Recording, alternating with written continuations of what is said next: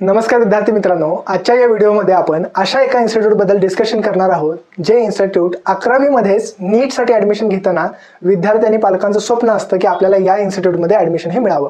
असं काय खास आहे या इन्स्टिट्यूटमध्ये, या इन्स्टिट्यूटची वार्षिक फी किती आहे, त्याचबरोबर लास्ट इयरला आपल्या कॅटेगरीनुसार किती मार्कावरती आणि किती रँकवरती या ठिकाणी ॲडमिशन्स मिळालेले होते, तर या सगळ्या गोष्टींची माहिती आपण आजच्या या व्हिडिओमध्ये बघणार आहोत।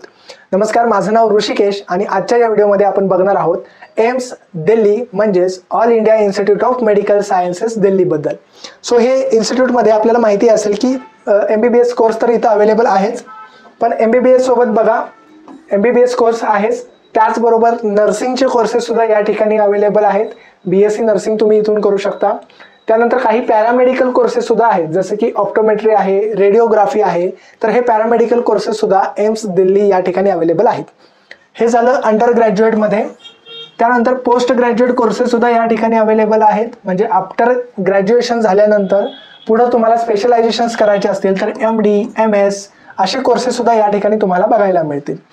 त्यानंतर जर तुमचं BDS कंप्लीट झालं असेल तर MDS कोर्सेस सुद्धा या ठिकाणी अवेलेबल आहेत, किंवा नर्सिंगमध्ये पोस्ट ग्रॅज्युएशन कोर्सेस या ठिकाणी अवेलेबल आहेत, MSc या ठिकाणी अवेलेबल आहेत।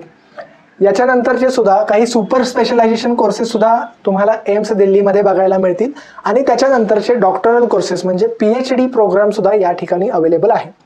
आता हे इन्स्टिट्यूट कधी चालू झालं होतं, तर पहिली जी बॅच होती या इन्स्टिट्यूटची एम्स दिल्लीची, त्यांची ॲडमिशन्स पहिल्यांदा कधी झाले होते, 1956 मध्ये पहिली बॅच ही या ठिकाणी स्टार्ट झाली होती, व त्यावेळी या इन्स्टिट्यूटमध्ये फक्त 50 इंटेक कॅपॅसिटी होती। म्हणजे 1956 मध्ये ज्या विद्यार्थ्यांची ॲडमिशन झाली फक्त 50 इंटेक कॅपॅसिटी या ठिकाणी होती। त्यानंतर आता म्हणजे 2024 पर्यंत या एम्स दिल्ली इन्स्टिट्यूटमध्ये MBBS साठी 125 एवढी इंटेक कॅपॅसिटी झालेली आहे इंडियन नॅशनलसाठी, आणि 7 अशा सीट्स आहेत ज्याच्यावरती फॉरेन नॅशनल्स म्हणजे इतर देशातील विद्यार्थ्यांसाठी सुद्धा 7 सीट्स या राखीव ठेवलेल्या आहेत। इतर देशातील विद्यार्थी सुद्धा या ठिकाणी ॲडमिशन्स हे घेऊ शकतात। त्याचबरोबर बघा 90 पेक्षा जास्त स्पेशालिटीजमध्ये इथं पोस्ट ग्रॅज्युएशनच्या डिग्रीज किंवा कोर्सेस हे अवेलेबल आहेत, 90 पेक्षा जास्ती। आणि जर या इन्स्टिट्यूटमध्ये तुम्हाला ॲडमिशन घ्यायचं असेल तर नीटच्या रिझल्टनंतर ऑल इंडिया काउन्सिलिंग सुरुवात होते, जे की MCC म्हणजे मेडिकल काउन्सिलिंग कमिटीच्या पोर्टलवरती ही ॲडमिशन प्रक्रिया सगळी राबवली जाते। तर त्या पोर्टलवरती आपल्याला रजिस्ट्रेशन करायला लागतं व आपण एम्स दिल्लीसारख्या इन्स्टिट्यूटमध्ये ॲडमिशनच्या प्रक्रियेमध्ये भाग घेऊ शकतो। आता सगळ्यात इम्पॉर्टंट म्हणजे की या इन्स्टिट्यूटमध्ये म्हणजे देशातील जे टॉप लेवलचं इन्स्टिट्यूट आहे, याच्या पलीकडे इन्स्टिट्यूटच नाही। म्हणजे लास्ट ऑप्शन जर एखाद्या मुलाला आउट ऑफ आउट स्कोर येत असेल तर अशा विद्यार्थ्याची पहिली चॉईस असणारे इन्स्टिट्यूट आहे। तर या ठिकाणी मागच्या वर्षी काय कट ऑफ लागलेला आहे तेही आपण बघणार आहोत, पण त्या अगोदर सगळ्यात महत्त्वाचं म्हणजे फीज। आता आपल्याला माहिती असतं की समजा महाराष्ट्र असेल किंवा इतर राज्य असेल, या ठिकाणी जर आपल्याला गव्हर्नमेंट कॉलेजमध्ये ॲडमिशन मिळत असेल व आपण ओपन कॅटेगरीमध्ये असू, तर साधारणतः ट्युशन फी जी असते वार्षिक ओपन कॅटेगरीसाठी गव्हर्नमेंट कॉलेजेसमध्ये ती 1,30,000 ते 1,50,000च्या रेंजमध्ये असते। व जर आपण सेमी गव्हर्नमेंट कॉलेजेसमध्ये जर आपण ॲडमिशन घेत असू तर ती साधारणतः 7 ते 8 लाखापासून सुरुवात होते ते 12 ते 13 लाखापर्यंत एका वर्षाच्या ट्युशन फीज या जात असतात। आणि डीम्ड युनिव्हर्सिटीमध्ये जर आपण ॲडमिशन घेत असू तर त्या साधारणतः 17-18 लाखापासून चालू होतात, तर साधारणतः 24-25 लाख, काही काही ठिकाणी 30 लाखापर्यंत या फीज जात असतात। तेच जर आपण देशातील one of the best college national इन्स्टिट्यूटबद्दल जेव्हा बोलत असतो तर या ठिकाणी मात्र फीज किती आहे बघा, रजिस्ट्रेशन फी फक्त 25 रुपये आहे। त्यानंतर कॉशन मनीच्या नावावरती 100 रुपये फक्त घेतले जातात, जे की बऱ्याचशा कॉलेजेसमध्ये सेमी गव्हर्नमेंट कॉलेजेसमध्ये लाख 2-2 लाख रुपये घेतले जातात, त्या ठिकाणी इथं फक्त 100 रुपये आहेत। ट्युशन फी किती आहे बघा, 1,350 रुपये ट्युशन फी आहे फक्त, जी गव्हर्नमेंट कॉलेजेसमध्ये 1,30,000 ते 1.5 लाखाच्या आसपास असते। सेमी गव्हर्नमेंट कॉलेजेसमध्ये 8 लाख 9 लाख 10 लाख ह्या रेंजला ट्युशन फी असते।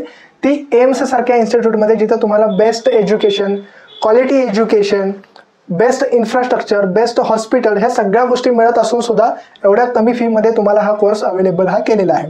लॅबोरेटरी फीज 90 रुपये, स्टुडंट युनियन फी 63 रुपये, असे जवळपास 1,628 रुपये तुम्हाला भरावे लागतात। And other hand hostel fees असतील किंवा मेसच्या फीज असतील, ह्या बाकीच्या सगळ्या गोष्टींसाठी तुम्हाला 4,228 म्हणजे सरासरी 8 ते 10,000च्या आतमध्ये तुमचं ह्या सगळ्या फीज या फर्स्ट इयरला बसत असणार आहेत। या झाल्या तुमचं साधारणतः फी स्ट्रक्चर असं असतं, जेव्हा तुम्हाला हे कॉलेज अलॉट होतं, कॉलेज अलॉट झाल्यानंतर तुम्हाला या फीज या पे करायच्या असतात। आता सगळ्यात इम्पॉर्टंट कट ऑफ्स काय लागलेले आहेत आपल्या कॅटेगरीनुसार, अगेन आपण इथं 2 टेबल दिलेले आहेत की राऊंड 1 मध्ये काय कट ऑफ लागलेला आहे आणि 6 राऊंड झाले होते. सो 6 राऊंड नंतर फायनल कट ऑफ काय आलेला आहे, तर ऑब्व्हियसली जसं की मी पहिल्यांदाच सांगितलं की हे देशातलं टॉप इन्स्टिट्यूट आहे, याच्यावरती कोणतं इन्स्टिट्यूटच नाही. त्यामुळे एखाद्या विद्यार्थ्याला जर पहिल्या राऊंडमध्ये हे कॉलेज मिळालं तर याच्यापेक्षा वेगळ्या कॉलेजला तो जाणारच नाही. त्यामुळे जो कट ऑफ पहिल्या राऊंडला होता तो 6व्या राऊंड नंतर सुद्धा आहे. किंवा इथल्या विद्यार्थ्यांना बेटरमेंटचा काही ऑप्शनच नसतो किंवा बेटरमेंटला हे विद्यार्थी जातच नाहीत. त्यामुळे पहिल्या राऊंडला जो कट ऑफ लागला तोच कट ऑफ शेवटच्या राऊंडपर्यंत हा राहणार आहे. आता इथे बघा SC कॅटेगरीचा कट ऑफ दिलेला आहे. SC कॅटेगरी 705 मार्काचा कट ऑफ लागलेला आहे. जर आपण महाराष्ट्रातील सेमी गव्हर्नमेंट कॉलेजचा विचार केला तर तो साधारणतः 540 545 ह्या रेंजच्या आसपास महाराष्ट्रातील सेमी गव्हर्नमेंट SC कॅटेगरीचा कट ऑफ होता. तोच एम्स दिल्लीमध्ये 705 आहे. आता या 705 मार्काच्या विद्यार्थ्याची ऑल इंडिया रँक किती आलेली होती बघा. म्हणजे मागच्या वर्षी साधारणतः 24,30,000 विद्यार्थ्यांनी फॉर्म भरले होते. 24,06,000 विद्यार्थ्यांनी सरासरी फॉर्म भरले होते. तर अशामध्ये पहिल्या 647 मध्ये आलेल्या विद्यार्थ्यालाच इथं ऍडमिशन्स मिळालेलं आहे. सेम ST कॅटेगरी 700 मार्काचा कट ऑफ लागलाय. OBC 710, EWS पण 710चं लागलेलं आहे. आणि असा विद्यार्थी ज्याला कसल्याही प्रकारचं रिझर्वेशन नाही, जो जनरल कॅटेगरीमध्ये येतो, अशा विद्यार्थ्याचा कट ऑफ लागलेला आहे 715. आणि ऑल इंडिया रँककडे लक्ष द्या. ऑल इंडिया रँक फक्त पहिल्या 47 मध्ये जो विद्यार्थी आलाय अशाच विद्यार्थ्याला इथं ऍडमिशन्स मिळालेले आहे. इव्हन ज्या विद्यार्थ्याची रँक 48 आलेली आहे अशा विद्यार्थ्याला सुद्धा इथं नंबर मिळू शकलेला नाही. सो एवढं डिफिकल्ट आहे या ठिकाणी ऍडमिशन्स मिळवणं. अगेन सेम कॅटेगरीचे विद्यार्थी पण डिसॅबिलिटी आहे किंवा अपंगत्व आहे तर अशा विद्यार्थ्यांचे कट ऑफ बघा. SC PWD 533, ST PWD 547चा कट ऑफ लागलेला आहे. OBC PWD 650, EWS PWD 632 आणि जनरल PWD 660. खूप जास्ती कट ऑफ आहे ते, पण सरासरी या मार्काचे कट ऑफ 2024 मध्ये लागलेले आहेत. मार्काकडे लक्ष न देता साधारणतः रँक मी जे आता या ठिकाणी सांगितल्या एवढ्या रँक जर तुमच्या असतील तरच पॉसिबिलिटी असते की एम्स दिल्लीमध्ये आपल्याला ॲडमिशन्स मिळू शकतात. आता 2025 मध्ये सुद्धा नीटच्या रिझल्टनंतर MCCच्या पोर्टलवरती एम्स दिल्लीसाठी ॲडमिशन प्रक्रिया या चालू होतील. मात्र अशाच इम्पॉर्टंट अपडेट्ससाठी व व्हिडिओसाठी आरंभ करिअर ॲडवायझरच्या यूट्यूब चॅनलला सबस्क्राईब करा. थँक्यू.